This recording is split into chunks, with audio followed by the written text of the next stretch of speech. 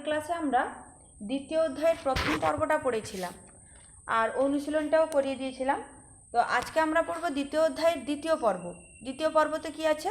পদ্যাংশ অর্থাৎ কবিতা আছে। কালো রাতে গেল ঘুচে, আলো তারে দিল মুছে, পূব দিকে ঘুম ভাঙা, হাসে উষা চোখ রাঙা, নাহি জানি কোথা থেকে ডাক দিল চাঁদে রেখে, ভয়ে ভয়ে পথ খুঁজি, চাঁদ তাই যায় বুঝি। তাহলে এই কবিতাটাতে কবি রবীন্দ্রনাথ ঠাকুর কি বলছেন? যে কালো রাতি গেল ঘুচে, কালো রাতি মানে অন্ধকার রাত, ঘুচে গেল মানে শেষ হয়ে গেল, আলো তারে দিল মুছে, আলো মানে কি সকালবেলা যে সূর্য ওঠে তার আলো দিল মুছে, সেই অন্ধকারটাকে মুছে দিল। নাহি জানি পূব দিকে ঘুম ভাঙা, তাহলে পূর্ব দিকে ঘুম ভেঙেছে। কার ভেঙেছে?